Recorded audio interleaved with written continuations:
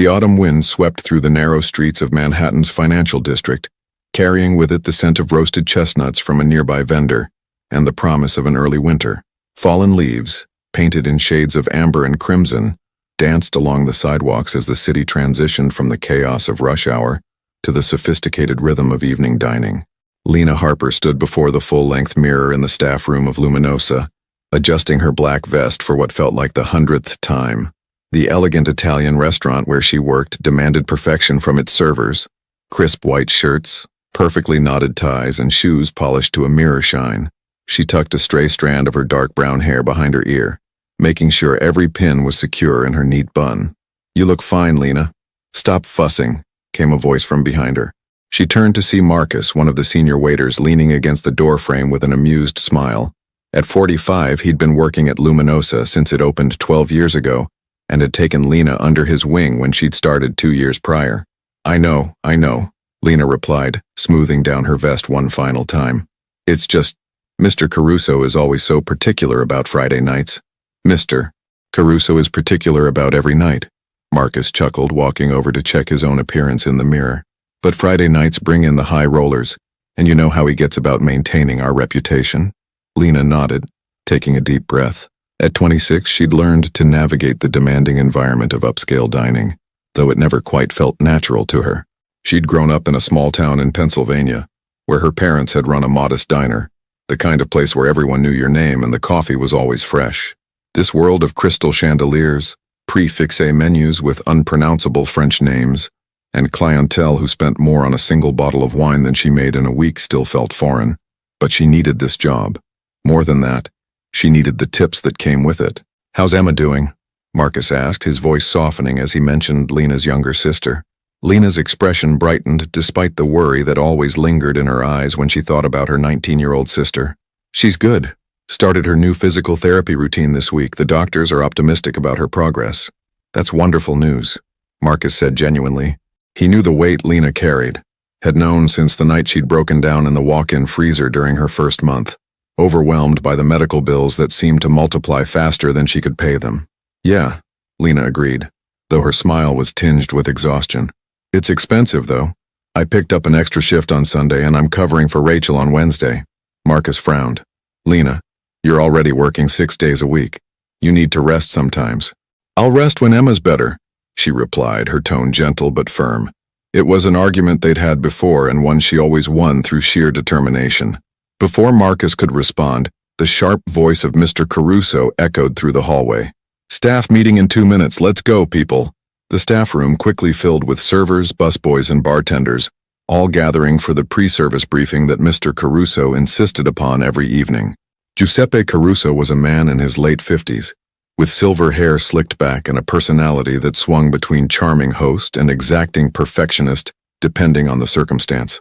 "All right, listen up," Mr. Caruso began, clapping his hands together. "We have a full house tonight. All tables are reserved and we have several VIP guests. I need everyone at their absolute best. Antonio," he turned to the head chef who stood nearby, "how's the kitchen looking?" "Perfect, as always," Antonio replied with characteristic Italian confidence. "Good. Now section assignments." Mr. Caruso consulted his tablet. "Lena, you'll be taking tables 12 through 16 tonight. That includes the corner booth." Lena felt a small flutter of nerves. The corner booth was the most secluded table in the restaurant, positioned in an alcove with a view of the entire dining room. It was typically reserved for guests who valued privacy, celebrities, business executives conducting sensitive meetings, or, as Marcus had once joked, people planning either marriages or affairs. "The corner booth has been reserved by a Mr. Romano," Mr. Caruso continued. "Party of 4, 8 o'clock reservation. He's a new client but came highly recommended by one of our regulars. Make sure he receives impeccable service." "Of course, Mr. Caruso," Lena replied professionally. "Excellent. Everyone know their stations? Good. We open doors in 15 minutes. Take your positions." The staff dispersed, moving through the restaurant like a well-choreographed ballet. Lena made her way to her section, checking each table setting with meticulous care. Water glasses positioned exactly 2 inches from the knife. Napkins folded in the signature Luminosa style. A standing fan that resembled a peacock's tail. Candles lit and burning evenly. The restaurant itself was a masterpiece of old-world elegance. Dark mahogany panels lined the walls, interspersed with paintings of the Italian countryside, rolling hills of Tuscany, the canals of Venice, the dramatic coastline of Amalfi. Crystal chandeliers cast a warm golden glow throughout the space, their light reflecting off the pristine white tablecloths and polished silverware. In one corner, a pianist sat at a gleaming black grand piano, running through scales as he prepared for the evening's performance. Through the large windows at the front of the restaurant, Lena could see the city settling into night. Office workers hurried past, eager to begin their weekends. A couple paused outside, studying the menu posted by the door before deciding it was beyond their budget and moving on. Yellow cabs wove through traffic, their horns creating the constant urban symphony that Lena had grown accustomed to. 5 minutes, called out David, the maitre d', checking his watch. Lena positioned herself near her section, mentally reviewing the evening's specials. The butternut squash ravioli with sage-brown butter, the pan-seared branzino with roasted fennel, the osso buco that Antonio swore was the best he'd ever created. She'd learned early on that knowing the menu inside and out wasn't just helpful, it was essential. Guests at Luminosa expected their servers to be knowledgeable, almost like culinary advisors. The front doors opened, and the evening began. The first hour passed in the typical flurry of activity. Lena greeted guests with her practiced smile, took orders with careful attention to detail, and navigated the kitchen's organized chaos with practiced ease. Her section filled quickly, a young couple celebrating an anniversary, a group of businesswomen enjoying a night out, an elderly man dining alone with a leather-bound book propped against the wine list. At 7:45, David approached her station. "Lena, your 8 o'clock is here early. I'm seating them now." She glanced toward the entrance and saw David leading a group of 4 men toward the corner booth. Even from across the restaurant, they commanded attention. 3 of them were large, broad-shouldered men who moved with the careful awareness of trained security personnel. Their suits were expensive, but couldn't quite hide the athletic builds beneath. But it was the 4th man who drew Lena's gaze. He was tall, perhaps 6'2", with dark hair touched with gray at the temples. His suit was impeccably tailored, the kind that whispered rather than shouted wealth. As he walked, there was a natural authority in his bearing, not the aggressive posturing of someone trying to prove their importance, but the quiet confidence of someone who'd never needed to. Vittorio Romano was 39 years old, though he carried himself with the gravitas of someone older. His face was handsome in a classical way, strong jaw, straight nose, eyes that were dark and assessing. But there were lines around those eyes, marks of stress and sleepless nights that no amount of money could erase.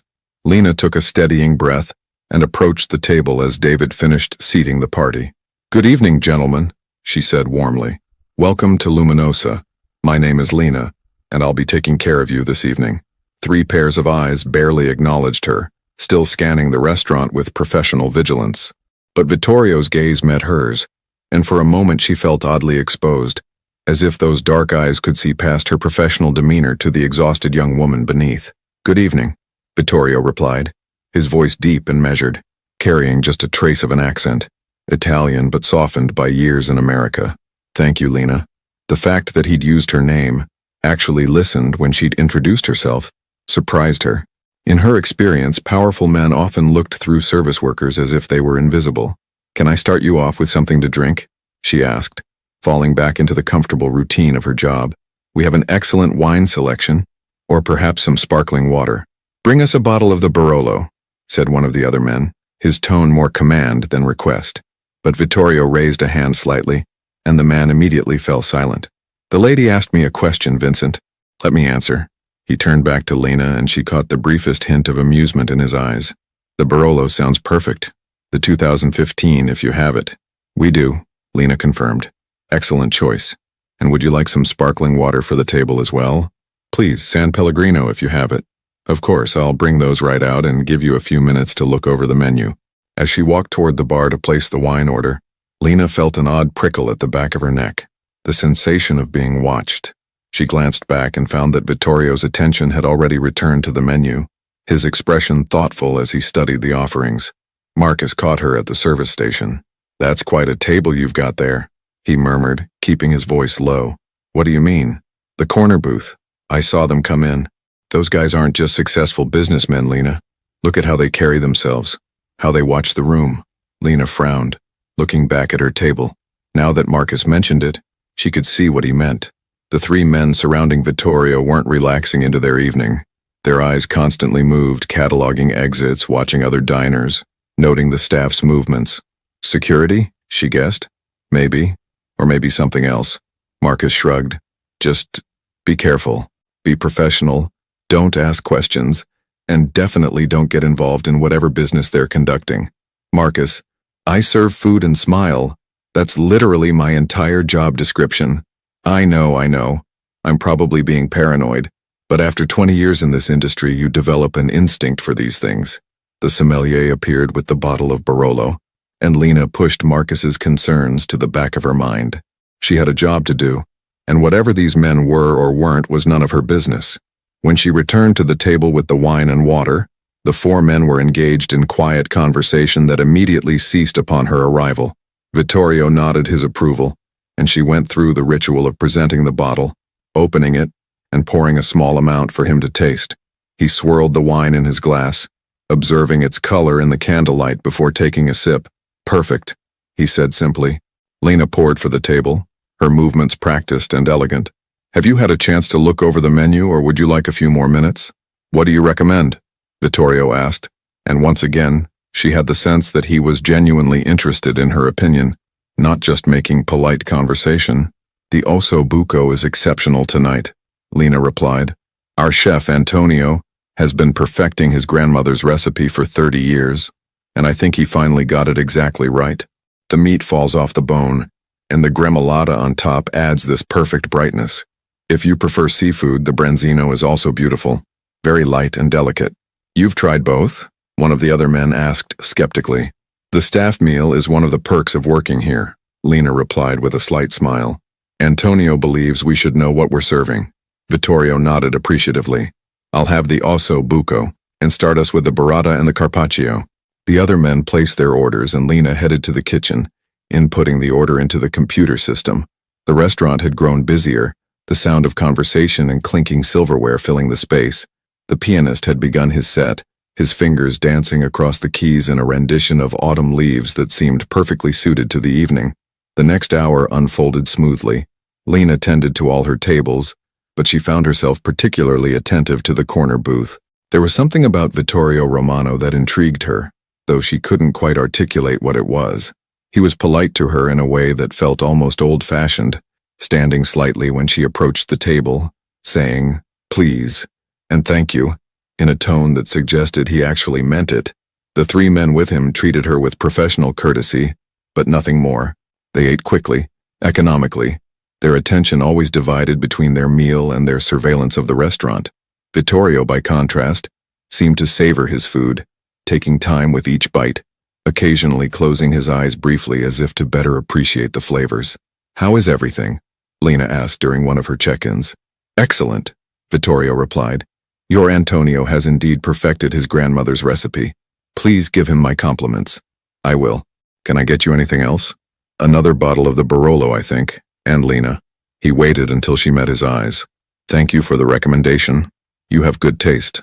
It was a simple compliment, but something about the way he said it made Lena feel oddly flustered. She smiled, nodded, and retreated to place the wine order, wondering why her heart was beating a little faster than usual. At 9:30, the restaurant was at its peak. Every table was full. The noise level had risen to a pleasant hum of overlapping conversations, and the kitchen was operating at maximum capacity. Lena was balancing 3 plates on her arms, delivering entrees to table 14, when she noticed a change in atmosphere at the corner booth. The 3 men with Vittorio had tensed, their relaxed postures suddenly alert. Their eyes were all fixed on something near the entrance. Lena glanced over and saw 3 new men entering the restaurant. They were being greeted by David, but something about them set off the same alarm bells that Marcus had tried to warn her about earlier. These men were younger, probably in their late 20s, wearing leather jackets that seemed out of place in Luminosa's elegant atmosphere. David looked uncomfortable, checking his reservation list with a confused expression. Lena delivered her plates, smiled at her guests, and made her way back toward her section. She was near the service station when she heard raised voices, not quite shouting, but aggressive enough to cut through the ambient noise of the restaurant. "I said we don't have a reservation under that name," David was saying, his professional composure starting to crack. "Perhaps you're thinking of a different restaurant. We're in the right place," one of the newcomers said. His eyes were scanning the dining room, searching. When his gaze landed on the corner booth, something flashed across his face. Recognition, and then something harder. Mr. Caruso had materialized beside David, his expression stern. "Gentlemen, if you don't have a reservation, I'm afraid we can't accommodate you this evening. We're completely booked." "That's fine," the man said, but he wasn't looking at Mr. Caruso. He was still staring at the corner booth where Vittorio had gone very still, his wine glass frozen halfway to his lips. Lena felt her stomach tighten with apprehension. Something was wrong. Very wrong. The three newcomers started walking into the restaurant, ignoring David's protests. The pianist, sensing the change in atmosphere, stumbled over a note and then stopped playing entirely. Conversations throughout the dining room began to falter as other diners noticed the disruption. At the corner booth, Vittorio's companions had risen to their feet, positioning themselves between their employer and the approaching men. The movement was subtle but unmistakable, protective, defensive. "Mr. Romano," one of the newcomers called out, his voice carrying across the now quiet restaurant. "We need to have a conversation." "Not here," Vittorio replied calmly, though Lena could see the tension in his jaw. "Not now. I think right here and right now is perfect. Mr. Caruso was frantically gesturing for someone to call the authorities, but everything seemed to be happening in slow motion. Lena stood frozen near her section, her mind racing. Other diners were beginning to realize something serious was happening. Chairs scraped as people started to stand. Conversations died completely, replaced by an ominous silence. The confrontation was unfolding near table 14, right in the center of Lena's section. The newcomers had stopped about 10 feet from the corner booth, blocked by Vittorio's companions. The tension was palpable, like a rubber band stretched to its breaking point. "You've got some nerve showing up at someone else's business," Vincent, the man who'd tried to order for Vittorio earlier, said. His hand had moved to his jacket, and Lena's heart nearly stopped when she realized what he might be reaching for. "Put your hand down, Vincent," Vittorio commanded, his voice sharp. "Not here. There are innocent people. Listen to your boss," one of the newcomers sneered. "Always so concerned about innocent people. That's always been your weakness, Romano." Lena didn't make a conscious decision about what happened next. Later, she wouldn't be able to explain what made her move, what instinct overrode her common sense and self-preservation. But in that moment, watching the situation spiral towards something terrible, she found herself stepping forward. She was carrying a tray, empty but solid metal. She'd picked it up from the service station without thinking, and now she moved toward the confrontation with no clear plan other than an overwhelming need to defuse the situation before someone got hurt. "Excuse me, gentlemen," she said, her voice remarkably steady despite the fear coursing through her. "I'm going to have to ask you to take this outside. You're disturbing our other guests." Every eye in the restaurant turned to her. The three newcomers looked at her with a mixture of surprise and contempt. Vittorio's companions seemed stunned, and Vittorio himself. His expression was unreadable, but his eyes held a warning. "Lady, you need to step back," one of the newcomers said. "This doesn't concern you." "Actually, it does," Lena replied, moving closer despite every instinct screaming at her to run. "This is my section. These are my guests, and you're creating a problem. So either take your business outside or I'm going to have to ask you to leave entirely." The absurdity of a waitress threatening these clearly dangerous men would have been comical under different circumstances, but there was something in Lena's voice, a firmness born of dealing with difficult customers, of standing up to bill collectors who called at all hours, of protecting her younger sister from anything and everything that threatened her. One of the newcomers laughed, a harsh sound. "You've got courage, I'll give you that, but this really isn't your fight." "She's right, though," Vittorio said, standing now. He moved around his companions, and Lena noticed he was deliberately positioning himself away from the other diners. "This isn't the place. You want to talk to me? Fine. But we do it outside, away from these people." For a moment, everything hung in balance. Then one of the newcomers made a movement. Fast, sudden. His hand went to his jacket and time seemed to fragment into horrible slow motion.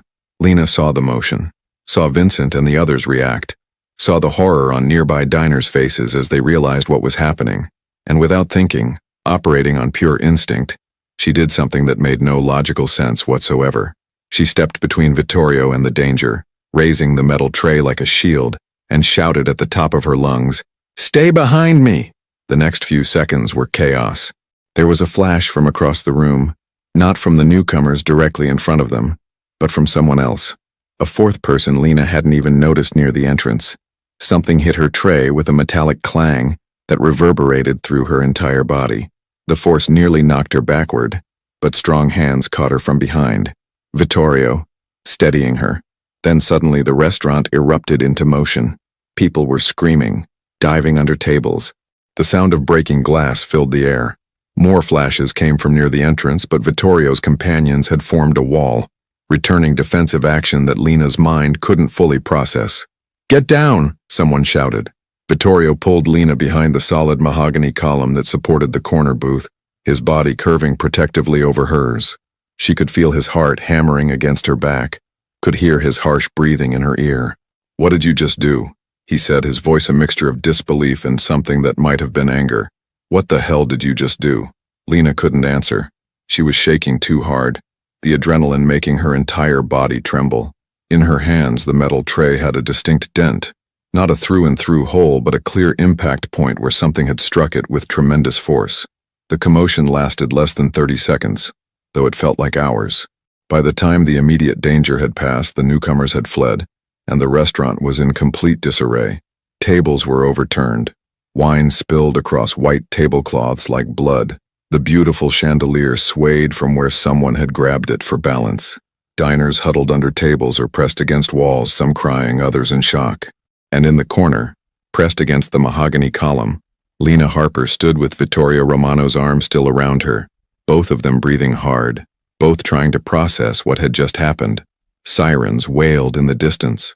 Growing closer, Vittorio slowly released her, stepping back but keeping one hand on her shoulder as if to steady her, or perhaps to steady himself. When she turned to look at him, his face was pale beneath his olive complexion, his eyes wide with an emotion she couldn't quite identify. "You," he started, then stopped, seeming to struggle for words. "You stepped in front of me." I don't know why," Lena admitted, her voice shaking. I saw what was happening and I just moved." "Do you have any idea what could have happened? What almost did happen?" His hand tightened on her shoulder, and now she could identify the emotion in his eyes, fear, not for himself, but for her. "I'm okay," she said, though she wasn't entirely sure that was true. Her legs felt weak and the tray was still clutched in her white-knuckled grip. Vincent approached, his face grim. "Boss, we need to leave, now, before the authorities arrive and start asking questions we don't want to answer." Vittorio nodded but didn't immediately move. His eyes were still locked on Lena's face, searching for something. "Are you hurt? Did anything?" "I'm fine," she insisted, though her voice sounded distant to her own ears. "I'm fine. You should go. He's right." "Vittorio now," Vincent pressed. But Vittorio didn't move. Instead, he reached into his jacket, causing Lena to flinch involuntarily, and pulled out a business card. He pressed it into her hand, his fingers warm against her cold ones. "Call me," he said intensely. "Tomorrow. We need to talk." I don't think that's a good idea," Lena managed. "Please." The single word carried weight. Urgency. "You may be in danger now, because of what you did, because you were seen helping me. I need to make sure you're protected." Before she could argue, he was gone, his companions ushering him toward a back exit that Lena hadn't even known existed. They moved with practiced efficiency, disappearing into the New York night just as the first police cruisers pulled up outside. Lena stood there, still clutching the dented tray in one hand and the business card in the other, as the restaurant descended into controlled chaos around her. Mr. Caruso was trying to calm the diners. Marcus rushed over to check on her, his face etched with concern. David was talking rapidly to the first officers through the door, but Lena barely registered any of it. She was staring at the card in her hand, at the simple name embossed in elegant script, Vittorio Romano, followed by a phone number and nothing else. Lena, are you all right?" Marcus was gripping her arms, peering into her face with worry. "I think so," she whispered. "What were you thinking? You could have been seriously hurt." "I don't know. I wasn't thinking. I just reacted." An officer approached, notebook in hand, and Lena knew she was about to spend the next several hours answering questions she didn't fully understand herself. But even as she let Marcus guide her to a chair, Even as the officer began asking her to recount everything she'd seen, one thought kept circling through her mind. She had stepped between a dangerous man and danger itself, had shouted, "Stay behind me," to someone who clearly lived in a world where he was usually the one protecting others. And in that instant, in that impossible moment, something had shifted between them. A connection forged in crisis. Recognition between two souls who should never have met, but now couldn't unknow each other's existence. The night that was supposed to be ordinary had become extraordinary. And as Lena looked down at the business card still clutched in her hand, she had the unsettling feeling that her life had just changed in ways she couldn't yet comprehend. Outside, the October wind continued to blow through Manhattan's streets, carrying fallen leaves and the promise of winter. The city moved on, indifferent to the small drama that had unfolded in one elegant restaurant. But for Lena Harper and Vittorio Romano, nothing would ever be quite the same again. The corner booth sat empty now, wine glasses still half full, the abandoned meal a testament to how quickly normalcy could shatter. And somewhere in the night, Vittorio Romano sat in the back of a car speeding away from danger, touching his chest where a bullet would have struck if not for the quick action of a waitress he didn't know, trying to understand why a stranger had risked everything for him. Neither of them slept well that night. Both of them stared at phones. Lena at the business card, Vittorio at the report his people had compiled about the young woman who'd saved his life. And both of them wondered what came next, knowing that something irreversible had been set in motion, a story that was only just beginning. In the morning, the sun would rise over Manhattan as it always did, casting long shadows through the urban canyons. The city would wake, indifferent and eternal, and two people from impossibly different worlds would have to decide whether to walk toward each other or turn away. But that was tomorrow's decision. Tonight they both lay awake, replaying those crucial seconds when courage and instinct had overcome common sense, when a waitress had shouted, "Stay behind me," and changed both their destinies forever. Brooklyn, New York. The following morning, the weak morning sun filtered through the thin curtains of Lena's studio apartment, casting pale rectangles of light across the worn hardwood floor. She'd been awake for hours, sitting at her small kitchen table with a cup of coffee that had long gone cold, staring at the business card that seemed to burn a hole in her palm. Vittorio Romano. The name meant nothing to her yesterday. Today, after a sleepless night spent researching on her laptop, it meant far too much. Her phone buzzed for the 15th time that morning. Emma. She'd been calling since 6 a.m., having apparently seen something on the local news about an incident at an upscale Manhattan restaurant. Lena had been avoiding the calls, not ready to explain what had happened, partly because she didn't fully understand it herself. The apartment was small, barely 400 square feet, but it was clean and organized with the efficiency of someone who'd learned to make every inch count. A Murphy bed folded up against one wall. A tiny kitchenette occupied one corner. 2 burners, a mini fridge, a microwave that only worked on certain settings. Her clothes hung in a narrow closet, the door slightly ajar to reveal the same black vests and white shirts she wore to work. On the windowsill sat a collection of framed photos. Her parents, both gone 3 years now in a car accident that still felt surreal. Emma at her high school graduation, beaming despite the wheelchair. The 2 sisters together at Coney Island last summer. Lena pushing Emma's chair across the boardwalk, both laughing at something long forgotten. Lena rubbed her eyes, feeling the exhaustion settle into her bones. After the police had finished questioning her, after Mr. Caruso had sent everyone home with assurances that the restaurant would be closed for a few days, while they addressed the situation, after Marcus had insisted on riding with her in the cab back to Brooklyn, despite her protests that she was fine. After all of that, she'd come home and fallen down a rabbit hole of internet searches. Vittorio Romano wasn't hard to find, though the information about him was surprisingly sparse for someone who seemed to command such attention. There were business registrations, a legitimate import-export company, some real estate holdings, investments in various ventures throughout the city. On the surface, everything appeared above board, but it was the things not said that spoke loudest. The carefully worded news articles that mentioned his name in connection with alleged organized crime activities, before quickly adding that he'd never been charged with anything.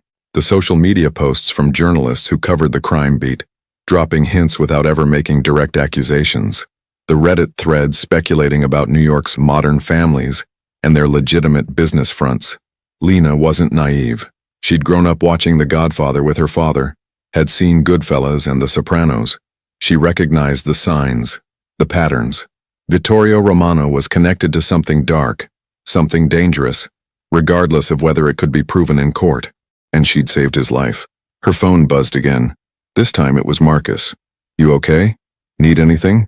"Mr. C says take a few days off paid." She typed back, "I'm fine, thank you. We'll check in tomorrow." But she wasn't fine. Her hands had finally stopped shaking around 3 a.m., but her mind kept replaying those seconds. The flash, the impact against the tray, the feeling of Vittorio's arms around her as he pulled her behind the column, the look in his eyes afterward, that mixture of shock and something she couldn't quite identify. "You may be in danger now." His words echoed in her memory.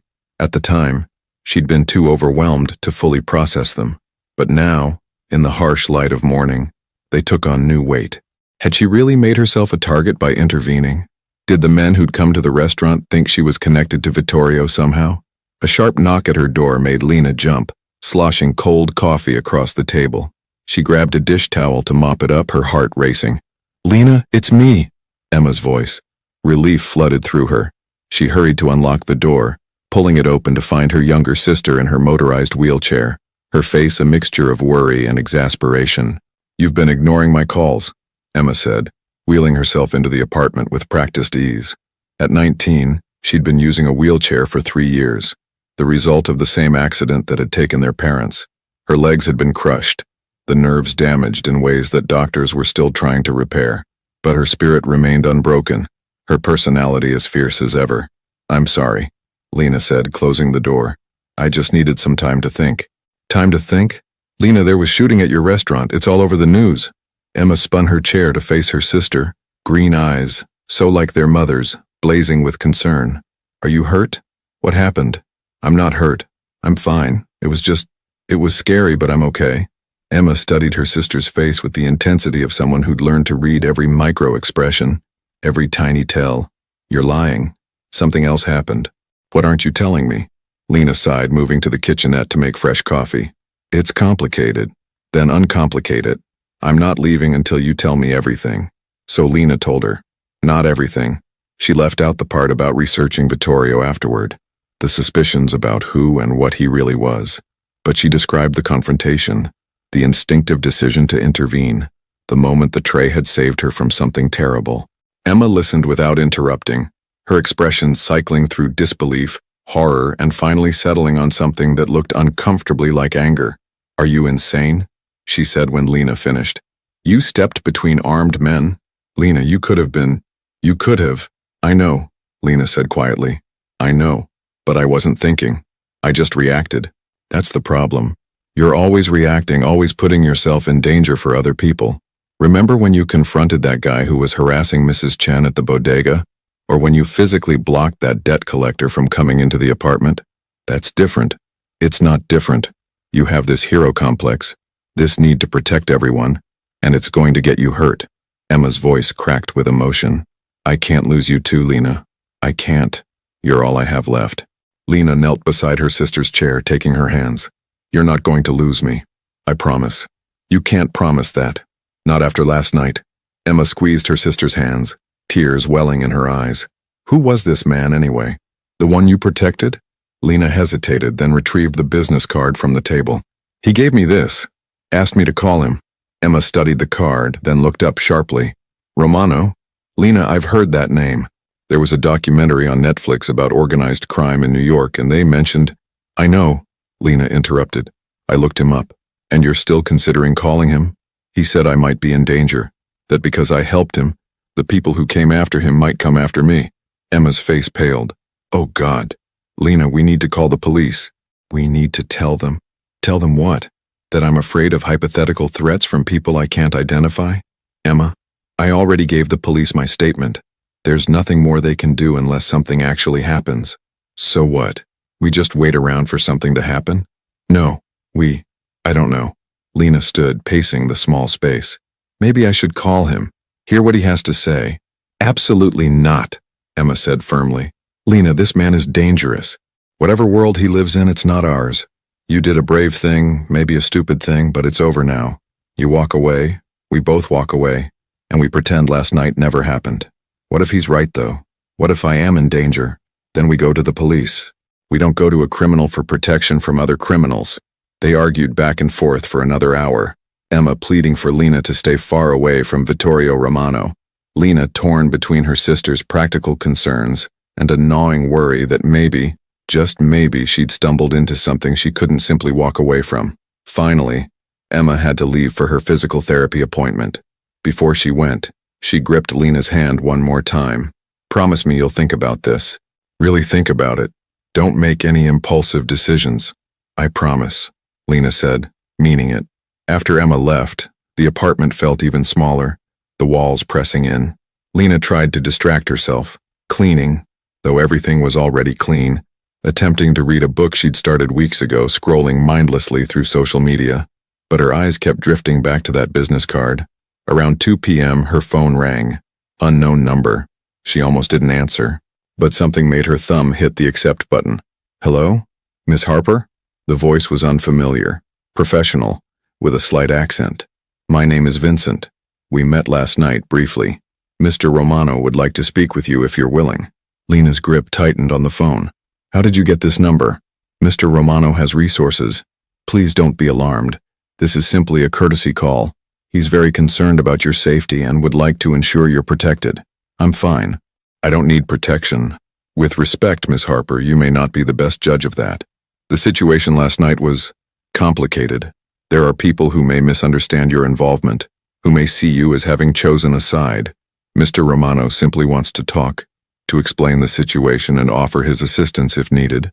I appreciate that, but I'm not interested in getting further involved in whatever this is." There was a pause. "Miss Harper, I understand your reluctance, but consider this. Whether you want to be involved or not, you already are. The question is whether you face that reality with support or without it." The word sent a chill down her spine. "Are you threatening me?" "Absolutely not," Vincent said quickly. "I apologize if it came across that way. I'm simply trying to be honest with you about the situation. Mr. Romano is genuinely concerned. He's at his office in Midtown. He'd like to meet with you this afternoon, briefly, just to talk. No obligations, no pressure, just a conversation." Lena's mind raced. Every rational part of her brain screamed to hang up, to block the number, to pretend this conversation never happened. But another part, the part that had made her step in front of danger last night, wondered if running away was actually the safer option.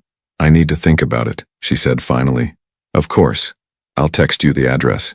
If you decide to come, just show up anytime before 6. If you don't, that's your choice and you won't hear from us again." He hung up before she could respond. Within seconds, a text arrived with an address in Midtown Manhattan. Lena stared at it, her thumb hovering over the delete button. Emma's voice echoed in her head. "You walk away, we both walk away, and we pretend last night never happened." Oh, but could she? Could she really just pretend none of this had happened? And what if Vincent was right? What if she was already involved whether she wanted to be or not? She thought about Emma, about the medical bills that never stopped coming, about the physical therapy that was finally showing progress after months of frustration. She thought about her parents, about how her father had always taught her to face problems head-on rather than running from them.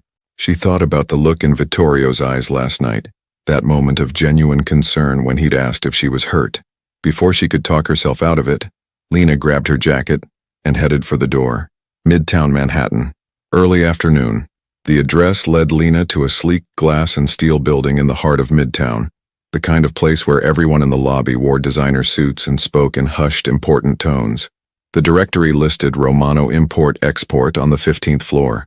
She almost turned around 3 times on the elevator ride up, but each time something made her stay, made her keep riding toward whatever waited above. The 15th floor opened into a surprisingly tasteful reception area. Modern art on the walls, abstracts that probably cost more than Lena made in a year, leather furniture arranged around a glass coffee table with fresh flowers. Behind a sleek desk sat a woman in her 40s, professionally dressed, who looked up with a welcoming smile. "Miss Harper?" she asked. "Mr. Romano is expecting you. Please follow me." They walked down a hallway lined with windows overlooking the Manhattan skyline. Through open doors, Lena glimpsed offices where people worked at computers, talked on phones, looked for all the world like employees at any other legitimate business. But she noticed the security cameras, the subtle bulge under the jacket of a man standing near the emergency exit. the way people's eyes tracked her as she passed, professional but assessing. The receptionist stopped before a set of double doors at the end of the hall. "Go ahead in," she said warmly. "Can I get you anything? Coffee? Water?" "I'm fine, thank you." The woman knocked once, then opened the door, gesturing for Lena to enter. The office was large, with floor-to-ceiling windows providing a panoramic view of the city. But unlike the ostentatious displays of wealth Lena had expected, the space was relatively modest. A solid wood desk, clearly antique but not flashy. Bookshelves lined with actual books, their spines worn from reading. A sitting area, with comfortable chairs arranged around a low table. Vittorio stood by the windows, his back to the door, hands clasped behind him. He wore dark slacks and a white dress shirt, sleeves rolled to his elbows. When he turned, Lena was struck again by the intensity of his presence. Not aggressive, but commanding in a way she couldn't quite articulate. "Miss Harper," he said, and relief was evident in his voice. "Thank you for coming. I wasn't sure you would." "I almost didn't," Lena admitted, staying near the door. "But you did. That took courage. Please sit. Would you like anything?" "I'm fine." She moved further into the room but didn't sit, her body tense with nervous energy. Vittorio studied her for a moment, then nodded toward the sitting area. "Please, this will be easier if we're both comfortable." Reluctantly, Lena sat in one of the chairs.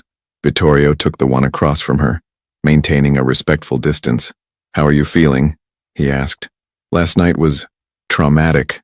Have you been able to sleep?" "Not really," she admitted. "I keep replaying it in my head.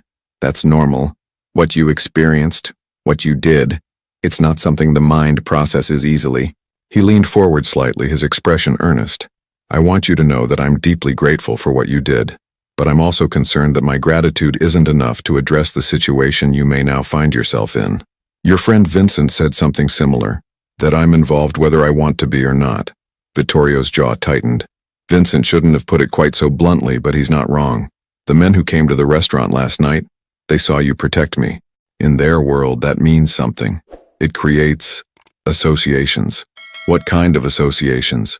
He was quiet for a moment, seeming to choose his words carefully. "I run several legitimate businesses, Miss Harper. Import, export, real estate, investments, everything legal, everything above board. But I also come from a certain background, a certain family, and there are people who see any success I have as a threat, who would like nothing more than to undermine everything I've built." "You're talking about organized crime," Lena said bluntly. Vittorio didn't flinch. "I'm talking about complicated family histories and ongoing business disputes that sometimes get resolved in unfortunate ways. What I am not talking about is involving you in any of it. But last night you involved yourself, and now I have a responsibility to ensure that doesn't come back to harm you." "How would it harm me? I was just a waitress who happened to be there." "If only it were that simple." Vittorio stood, moving to the window. "The men who came last night were sending a message. They wanted to show they could reach me anywhere, anytime. Your intervention, heroic as it was, complicated their message, made them look weak, foolish. And in their world, that's unforgivable." Lena felt her stomach clench. "So what are you saying? That they'll come after me for making them look bad?" "I'm saying it's a possibility we need to take seriously." He turned back to face her. "Which is why I'd like to offer you protection. Nothing invasive, just having some of my people keep an eye on you, make sure nothing happens." "You want to have me followed?" "I want to keep you safe," he corrected. "There's a difference." Lena stood, agitation making her pace. "This is insane. Yesterday I was just a waitress. Today I'm supposedly in danger from organized criminals? How did my life become this?" "You made a choice," Vittorio said quietly. "A brave, selfless choice that saved my life. I can't undo that choice, and honestly, I'm grateful you made it. But I can try to minimize the consequences. And what do you get out of it? What's in this for you?" The question seemed to surprise him. "Peace of mind, I suppose. The knowledge that an innocent woman isn't suffering because of me. That's it? Just peace of mind? What else would there be?" Lena stopped pacing, studying his face. "I don't know. I've spent half the night trying to figure out what you want from me. Why you'd care what happens to some random waitress." "You're not random," Vittorio said, and there was something in his tone that made Lena's breath catch. "You're someone who risked everything for a stranger. That's rare. That's worth protecting." They stood there, the afternoon sun streaming through the windows, the sounds of the city muted by distance and glass. In that moment, Lena felt the weight of a decision settling over her. Accept his help and step further into this world she didn't understand, or walk away and hope that Vincent's warnings were overstated.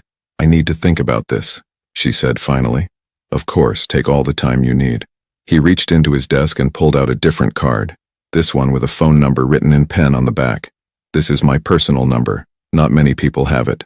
If you need anything at all, call me directly. Lena took the card, their fingers brushing briefly. Why are you doing this? Because someone should have done it for me once, he said cryptically. Because good people deserve protection. Because you saved my life and that means something to me. I should go, Lena said, suddenly feeling overwhelmed. Let me have Vincent drive you home. I can take the subway. Please, humor me. She wanted to argue, but the exhaustion was catching up with her. Fine, but just this once. As Vittorio walked her to the door, he paused. Miss Harper, Lena, if I may. I meant what I said. You did something extraordinary last night. Don't let anyone, including yourself, diminish that. The ride back to Brooklyn was quiet, Vincent respecting her need for silence. But as Lena sat in the back of the expensive car, watching the city blur past, she couldn't stop thinking about the choice before her. She'd stepped into Vittorio Romano's world last night without meaning to. Now she had to decide. Step back out, or move forward into uncertainty. When she got home, Emma was waiting, her face tight with worry. Where were you? Lena looked at her sister, at the person who depended on her, who needed her to make smart, safe decisions. I went to meet him, she admitted. Emma's face fell. Lena, no. Tell me you didn't. I had to know. I had to understand what I'd gotten myself into. And? Lena pulled out the card with Vittorio's personal number, staring at it like it held the answers to questions she hadn't yet figured out how to ask. And I still don't know, she whispered. I still don't know. Outside, the autumn afternoon faded toward evening, and somewhere across the city, Vittorio Romano stood at his office window, thinking about the young woman who'd shouted, "Stay behind me," and wondering how to protect someone who didn't yet understand she needed protecting. Lena had convinced herself she wouldn't call the number. For 3 days, she'd gone about her routine, or tried to. The restaurant remained closed while Mr. Caruso dealt with repairs and security consultations. Lena spent her mornings at the laundromat, her afternoons helping Emma with exercises the physical therapist had assigned, her evenings staring at her laptop, applying for temporary positions to cover the lost income. The card with Vittorio's personal number stayed in her wallet, a constant weight she couldn't ignore. Emma had made her position clear. Stay away, let it go, move forward. Marcus called daily to check on her. Each conversation a gentle reminder that she'd done nothing wrong and owed Vittorio Romano nothing. Even her therapist, a luxury she'd allowed herself after her parents died, suggested that maintaining distance was the healthiest choice. But on the third night, everything changed. Lena was walking home from the grocery store, 2 heavy bags cutting into her palms, when she noticed the car, a black sedan parked across the street from her building, engine running. She'd seen it there yesterday too, though she'd told herself she was being paranoid. Tonight, as she approached her building's entrance, she watched the car in the reflection of a shop window. 2 men sat in the front seat, their attention fixed on her building. Her heart began to race. She fumbled with her keys, dropping them once before managing to unlock the door. Once inside, she ran up the 3 flights of stairs to her apartment, bags forgotten in her panic. Through her window, she could still see the car, could see the glow of cigarettes as the men waited. With shaking hands, she pulled out her phone and dialed the number she'd sworn she wouldn't call. He answered on the second ring. Lena. Just hearing her name and his voice made her feel marginally safer, which terrified her almost as much as the car outside. There are men watching my building, she said without preamble. I don't know who they are, but they've been there for 2 days and I'm scared. Are you inside your apartment? His voice had gone sharp, focused. Yes. 3rd floor, facing the street. I can see them from my window. Lock your door. Don't open it for anyone except me. I'm sending people now, and I'm coming myself. 20 minutes. Vittorio. 20 minutes, Lena. Stay away from the windows. The line went dead. Lena stood frozen in her apartment, phone still pressed to her ear, realizing what she'd just done. She'd called him. She'd accepted his help. She'd crossed a line she couldn't uncross. Her phone rang again immediately. Emma. Hey, Lena said, trying to sound normal. Are you okay? You sound weird. I'm fine. Just tired. Liar. What's going on? Lena closed her eyes. She couldn't tell Emma about the car, about calling Vittorio. Not yet. Not until she knew what was happening. Really, Em? I'm just exhausted. Can I call you tomorrow? Lena, tomorrow, I promise. She hung up before her sister could argue, guilt twisting in her stomach. She hated lying to Emma, but how could she explain this? How could she explain that the world she'd tried so hard to stay out of had found her anyway? The next 20 minutes crawled by. Lena sat on her floor, away from the windows, listening to every sound in the building. Footsteps in the hallway made her jump. A door slamming somewhere below sent her heart racing. Finally, a firm knock at her door. Lena, it's me. Vincent is with me. She recognized Vittorio's voice immediately. Still, she looked through the peephole before opening the door. Vittorio stood in her hallway in dark jeans and a leather jacket, looking somehow both out of place and completely at ease. Vincent stood behind him, his expression professionally neutral. May we come in? Vittorio asked. Lena stepped back, letting them enter her small apartment. She watched Vittorio's eyes take in the space, the Murphy bed, the tiny kitchen, the photos on the windowsill. His expression remained carefully neutral, but she wondered what he saw, how her humble home compared to his world of glass offices and expensive cars. The car is gone, Vincent said, checking his phone. My guys identified the occupants. They left as soon as they spotted our people. Who were they? Lena asked. Vittorio and Vincent exchanged a look.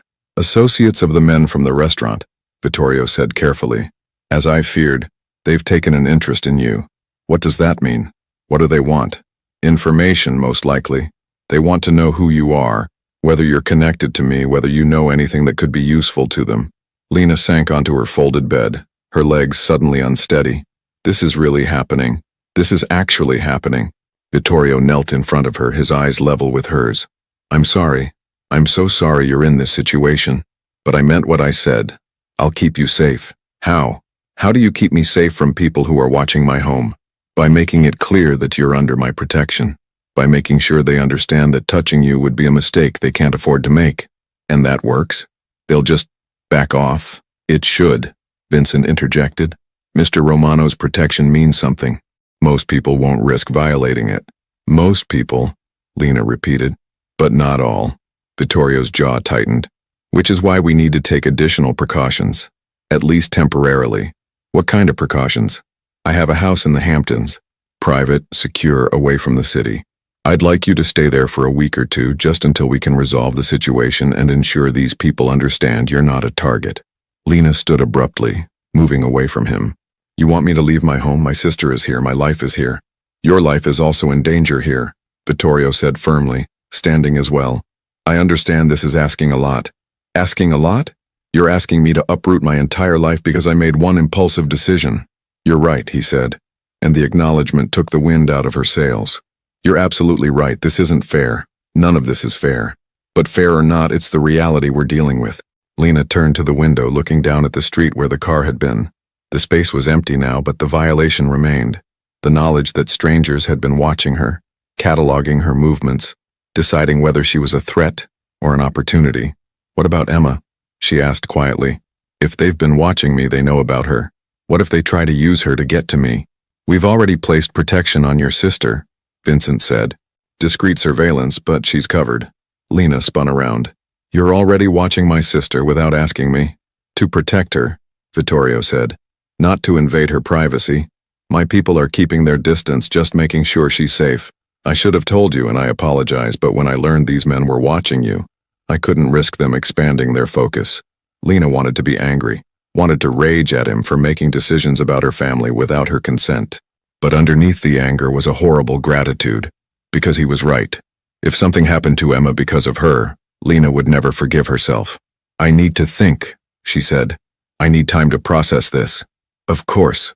But Lena, Vittorio moved closer, though he maintained a respectful distance. Don't take too long. These men won't wait for you to feel comfortable with your decision. How long do I have? Tonight. Maybe tomorrow morning. After that, I can't guarantee your safety here. The ultimatum hung in the air between them. Lena looked around her apartment. Small, shabby, but hers. The place she'd built after losing everything. The sanctuary she'd created through sheer determination and endless shifts at Luminosa. I'll need to talk to Emma, she said finally. I can't just disappear without explaining. We can arrange that, Vincent said. Would you like us to bring her here? Or would you prefer to go to her? Here. Give me an hour. Vittorio nodded. We'll wait outside. Give you privacy. As they turned to leave, Lena called out, Vittorio? He paused at the door. Why are you doing this? Really? And don't tell me it's just gratitude or guilt. There's something else. I can see it. For a long moment, he didn't answer. Then, because once, when I was younger, I watched someone get hurt because they helped my family. Someone innocent who didn't understand the world they'd stumbled into. I couldn't stop it then. I was too young, too powerless. But I'm not powerless anymore, and I'll be damned if I let history repeat itself. He left before she could respond, Vincent closing the door quietly behind them. Lena stood alone in her apartment, the weight of impossible decisions pressing down on her shoulders. Then she picked up her phone and called her sister. 1 hour later, Emma wheeled into the apartment with fire in her eyes. What's going on? Your message sounded urgent. Lena had spent the past hour rehearsing what to say, but faced with her sister's concerned expression, all her prepared words evaporated. I need to leave the city for a while, she said simply. What? Why? Lena, what's happened? So Lena told her everything. The phone call from Vincent, the car watching their building, Vittorio's arrival and his offer of protection, the house in the Hamptons. Emma listened in increasingly horrified silence. No, she said when Lena finished. Absolutely not. You're not going anywhere with these people. They were watching our building. Then we call the police, we file a restraining order. We do literally anything except running off with a criminal to his secret hideaway. It's not a secret hideaway, it's a house. I don't care if it's a mansion or a shack. Lena, listen to yourself. You're talking about leaving everything behind because some mob boss says you're in danger. Danger that exists because of him. I know that. Don't you think I know that? Lena's voice rose to match her sister's. But what choice do I have? Those men know where I live. They've been watching me. And now they know about you too. Emma's face went pale. Me? What do you mean they know about me? You're my family. Of course they know. Which is why Vittorio has people protecting you. He what? Emma's hands gripped the arms of her wheelchair. He's having me followed? Protected. There's a difference. No, Lena, there really isn't. Emma's voice cracked with emotion. This is insane. This entire situation is insane, and you're acting like it's normal. I'm not acting like anything. I'm trying to deal with a situation I never asked for. Then deal with it by going to the police, by getting real help. Not by running into the arms of the person who caused this mess. They stared at each other, both breathing hard, the accumulated stress and fear of the past days erupting between them. Finally, Lena spoke quietly. The police can't help me, Em. Not with this. You know how these things work. They can't do anything until something actually happens. Until someone actually hurts me. I'm not willing to wait for that. So instead you trust a criminal?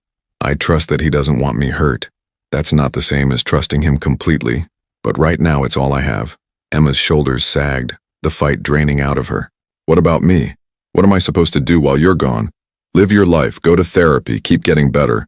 The protection on you will stay in place, discreet, at a distance, just to make sure you're safe. For how long? A week, maybe 2.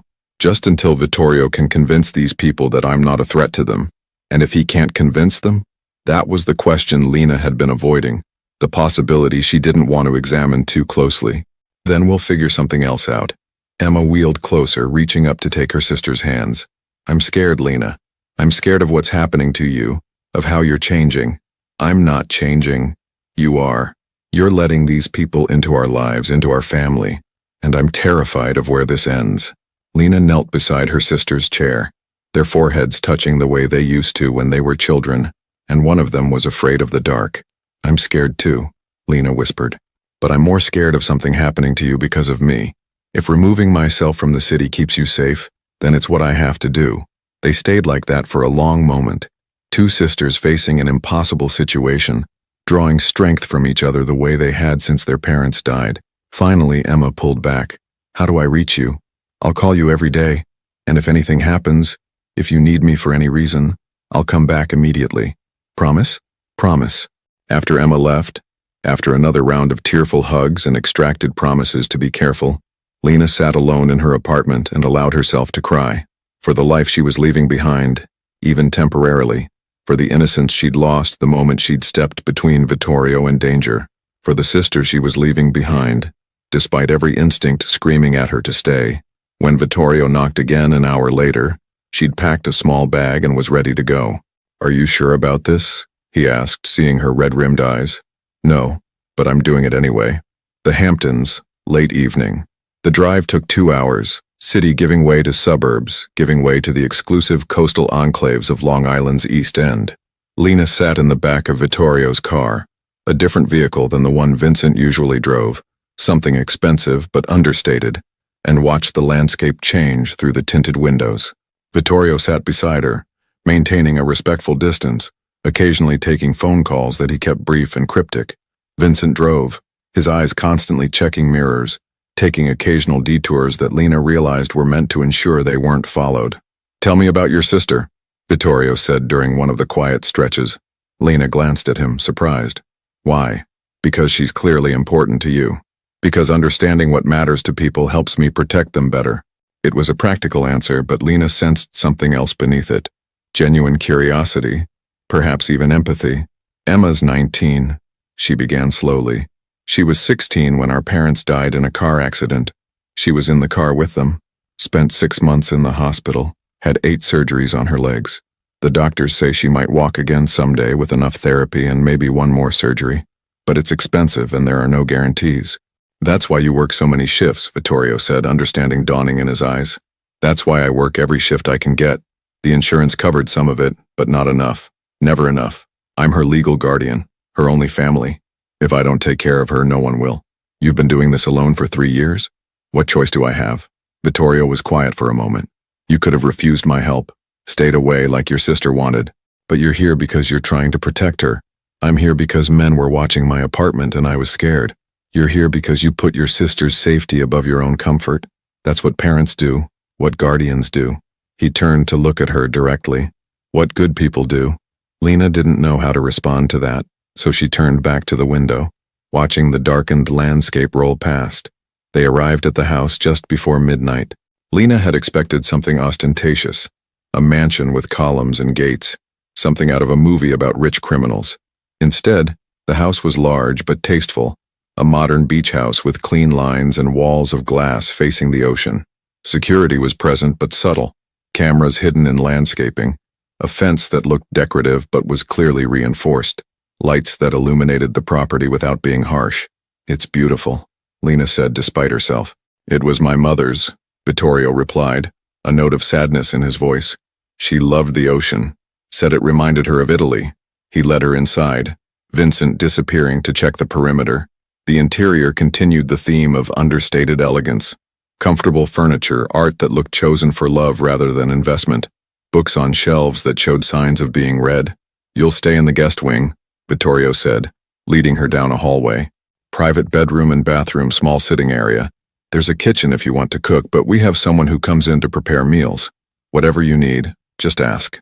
He opened a door to reveal a spacious room with a large bed, windows overlooking the ocean and a door leading to what appeared to be a generous bathroom. "It's too much," Lena said. "It's necessary. You'll be here for at least a week, possibly longer. You should be comfortable." "Vittorio," she set down her bag, turning to face him. "I need you to be honest with me, really honest. How much danger am I actually in?" He met her eyes, and she saw him make a decision, to trust her with the truth. "Moderate to high," he said finally. "The men who came to the restaurant work for the Castellano family. They've been trying to expand their territory, take over some of my business operations. The restaurant was supposed to be a message, a show of force. Your intervention disrupted that message and made them look weak. In our world, weakness is dangerous. Our world. You keep saying that, but you also keep insisting you're just a legitimate businessman." A ghost of a smile crossed his face. "I am a legitimate businessman. I'm also the son of Salvatore Romano, who was many things, not all of them legal. I've spent the past 10 years trying to separate myself from that legacy, to build something clean. But the past doesn't let go easily, and there are people who refuse to believe I've changed." "Have you? Changed?"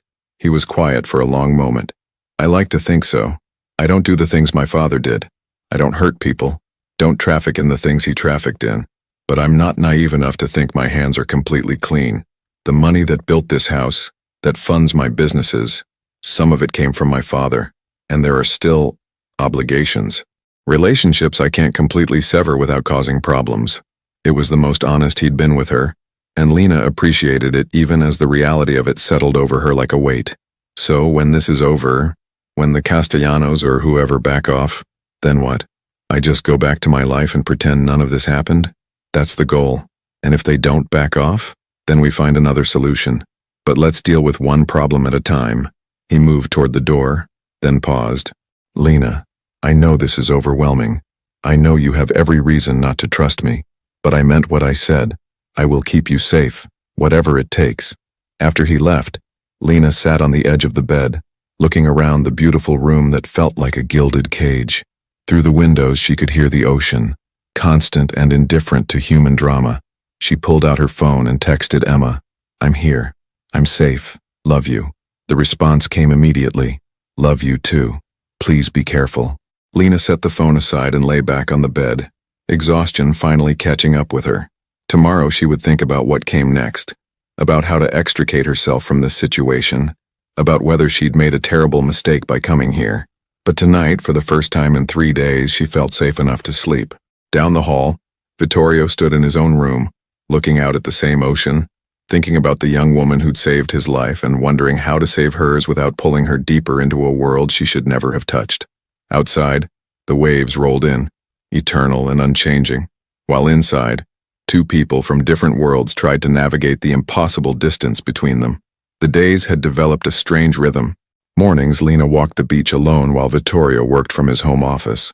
Afternoons, they somehow ended up in the same spaces, the kitchen, the library, the terrace overlooking the ocean. Evenings brought conversations that grew increasingly personal, walls slowly crumbling between them.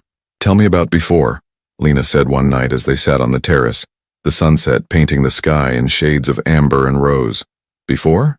Before all this. When you were young, when you still had choices. Vittorio was quiet, swirling wine in his glass. I was 8 when I realized my father wasn't like other fathers. 12 when I understood what that meant. 16 when I tried to leave. He looked at her. He found me in Boston, brought me home, said family was everything, that I couldn't escape my blood. But you tried again. At 22. Lasted almost a year in California, working construction, trying to be nobody. Then my father got sick. My mother begged me to come home. His voice roughened. He died 6 months later, and suddenly I was responsible for everything. Everyone. You could have walked away. Could I? He turned to her. 50 people worked for my father. Families depended on that income. Rivals were circling, ready to tear apart everything he'd built. Walking away would have meant abandoning all of them. Lena understood duty, understood impossible choices made for family. So you stayed. I stayed. But I tried to change things slowly. Move toward legitimate business. It's been 10 years and I'm still trying. Is it working? Some days I think so. Others, he gestured at the house, at their situation. Others remind me that the past never really lets go. Their fingers brushed on the armrest between them and neither pulled away. Inside, Vincent watched through the window, his expression troubled. He pulled out his phone and made a call. We have a problem, he said quietly. He's getting attached, and so is she. The voice on the other end responded, and Vincent's jaw tightened. Yeah, I know what that means. I'll handle it. But some things couldn't be handled. Some connections, once formed, couldn't be broken by logic or danger or the weight of two incompatible worlds. Outside, Lena and Vittorio sat in companionable silence, watching night fall over the ocean, neither quite ready to acknowledge what was growing between them, or what it would cost them both. The call came at dawn. Lena woke to the sound of raised voices down the hall. Vittorio arguing with someone, his tone sharp with anger she'd never heard before. She pulled on a robe and stepped into the hallway just as Vincent emerged from Vittorio's office, his face grim. What's happening? She asked.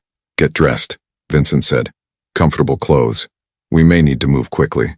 Fear spiked through her. Vincent, just do it, please. 10 minutes later, she found Vittorio in the kitchen, phone pressed to his ear, his free hand gripping the counter so hard his knuckles had gone white. When he saw her, he ended the call. The Castellanos made a move, he said without preamble. They took Marco, Vittorio's lieutenant, the man who'd been kind to Lena at the restaurant, who'd checked on her welfare multiple times during her stay. Her stomach dropped. Took him where? We don't know yet, but they sent a message. They want to meet, want me to come alone, unarmed, to a location they'll provide. His jaw clenched. They're using him as bait. Then you can't go. It's obviously a trap. I don't have a choice. Marco's family. He's been with me since we were teenagers. I can't abandon him. So what? You just walk into their trap and hope for the best? Vittorio turned to her, and she saw something in his eyes she hadn't seen before. Not fear for himself, but a deep weariness. I've been doing this dance my whole life, Lena. Sometimes you have to step into the trap to spring it on your own terms. That's insane. That's survival. Vincent entered, tablet in hand. They sent the location. Warehouse in Red Hook, 2 hours from now. And, boss? He hesitated. They specifically said if you bring the girl, they'll let Marco go without incident. The room went silent. Me? Lena's voice came out small. Why would they want me? Because you're leverage, Vittorio said flatly. They think if they have you, they can control me, make me agree to their terms. He shook his head violently. Absolutely not. That's not happening. But if it saves Marco, no. The force of his voice made her step back. I won't trade your safety for his. I won't. It's not your choice to make, Lena said quietly. Vittorio stared at her. What are you saying? I'm saying Marco's in danger because of me. Because I stepped into your world that night. If I can help get him out, by putting yourself in danger, Lena, you don't understand what these men are capable of. Then explain it to me. Make me understand. He moved closer, his intensity almost overwhelming. They'll use you to break me, to force me into giving up territory, business, maybe my life. And when they're done using you, they'll dispose of you because you're a witness, because you're a liability, because that's what they do. His hands came up to frame her face, gentle despite the desperation in his eyes. I can't let that happen, I won't. And I can't let someone suffer because of me, Lena said. I won't. They stood frozen, the morning light streaming through the windows. Two people from different worlds facing an impossible choice. There might be another way, Vincent said carefully. If we bring Lena but have our people positioned around the warehouse, we could control the situation. Make them think they're getting what they want while we extract Marco and ensure everyone gets out safely. Too many variables, Vittorio said. Too much that could go wrong. Everything about this could go wrong, Lena pointed out. But doing nothing guarantees Marco gets hurt. At least this way. We're trying. Vittorio looked at her for a long moment and she saw the war playing out behind his eyes. Between the man who'd spent his life protecting what was his and the man who was learning to let someone else make their own choices. If we do this, he said finally, you follow my lead. Exactly. No improvisation, no heroics. The moment I say run, you run. Understood? Lena nodded. Understood. Red Hook, Brooklyn, late morning. The warehouse loomed against the gray sky, its windows broken, walls covered in faded graffiti. The area was industrial and largely abandoned, the perfect place for a confrontation no one wanted witnesses to see. 3 cars waited in the lot. The Castellanos were already there. Last chance to change your mind, Vittorio said, as Vincent parked 50 yards away. Lena's heart hammered against her ribs, but she kept her voice steady. Let's get Marco and go home. They exited the car, Vittorio keeping Lena slightly behind him as they approached. Vincent stayed with the vehicle, hand near his jacket, eyes scanning for the backup Vittorio had positioned around the perimeter. The warehouse door opened, and 2 men emerged, followed by a third. Anthony Castellano himself, late 50s, gray hair, expensive suit that looked wrong in the decrepit surroundings. Romano, he called out, prompt as always. And you brought the girl. How considerate. Where's Marco? Vittorio demanded. Inside. Unharmed for now. We're not animals. We just want to talk business. Then let's talk. Let Marco go, and we'll discuss whatever terms you're proposing. I don't think so. First, the girl comes with us. Insurance, you understand. Then we talk. That wasn't the deal, Vittorio said, his voice dangerous. The deal is whatever I say it is. You're not exactly negotiating from a position of strength. Lena felt Vittorio's hand grip her wrist. A warning, a plea to stay behind him. But she could see Marco through the warehouse door now, sitting in a chair, his face bruised but alive. She made a choice. I'll go with you, she said, stepping forward before Vittorio could stop her. But you let Marco go first, that's the deal. Anthony smiled, and it wasn't pleasant. The waitress has courage. I can see why you like her, Romano. Lena, no, Vittorio started. It's okay, she said, meeting his eyes. Trust me. What happened next unfolded in seconds. Anthony nodded to his men, and they brought Marco out. shoving him toward Vittorio. At the same moment, Lena walked forward toward the Castellanos, heart pounding but step steady. She was halfway between the two groups when she heard it. Sirens. Multiple sirens, growing rapidly closer. Anthony's face darkened. "What did you do?" "Nothing," Vittorio said, but Lena could hear the confusion in his voice. He hadn't called the authorities, that wasn't how their world worked. But Lena had. The night before, unable to sleep, she'd made a decision. She'd called a number she'd kept from that first night at the restaurant. Detective Sarah Chen, who'd been kind during questioning, who'd given Lena her card and said to call if she ever needed help. Lena had told her everything. About the Castellanos, about Marco, about the meeting. She'd asked the detective to wait until they had Marco safe, then move in, to end this cycle before more people got hurt. "You set us up," Anthony snarled, pulling a weapon. Everything happened at once. Vittorio lunged forward, grabbing Lena and pulling her behind a concrete barrier as police vehicles flooded the lot. The Castellanos scattered, some running, others raising hands in surrender. Gunfire erupted, not from Vittorio's people but from the authorities, warning shots that sent everyone diving for cover. "What did you do?" Vittorio demanded, his body covering Lena's as chaos erupted around them. "What I had to," she said. "I'm sorry, I'm so sorry, but this couldn't continue. People were going to keep getting hurt. Do you have any idea what you've done? What this means? It means it's over. The cycle, the violence, all of it. It's over." The standoff lasted 20 minutes. When the dust settled, Anthony Castellano was in custody, along with most of his men. Marco was safe, receiving medical attention, and Vittorio stood with Lena behind the barrier, both unhurt, both facing an uncertain future. Detective Chen approached, her expression professional but not unkind. "Mr. Romano, Miss Harper, we'll need statements from both of you." "Am I under arrest?" Vittorio asked. "That depends on what we find and what you tell us, but Miss Harper's cooperation has been noted. If you're willing to help us as well, to testify about the Castellanos' activities, things might go easier for you." Vittorio looked at Lena, betrayal and understanding warring in his eyes. "You planned this. I couldn't let you keep living this way. Couldn't let myself become part of it." Tears streamed down her face. "I'm sorry. I know you'll probably hate me for this, but I couldn't see another way." For a long moment, he didn't speak. Then slowly, his hand came up to wipe a tear from her cheek. "I don't hate you," he said quietly. I think maybe you just saved me." Again. 3 months later, Lena stood at the window of Luminosa, now reopened and busier than ever. The publicity from the incident had brought curious diners, though Mr. Caruso had been adamant about not exploiting the tragedy for profit. Still, business was good. Her phone buzzed. A text from an unknown number. Outside. "Can we talk?" She looked through the window and saw him, Vittorio, standing on the sidewalk in a simple coat, hands in his pockets, looking uncertain in a way she'd never seen before. Her shift was ending. She grabbed her jacket and went out to meet him. "Hi," he said. "Hi." They stood awkwardly, months of separation making strangers of two people who'd once shared impossible intimacy. "I testified," he said. "Gave them everything on the Castellanos. They're going away for a long time. I heard. I also heard you're cooperating with the restructuring of your businesses. Full audits, legitimate operations only. Seemed like the right time for a fresh start." He smiled slightly.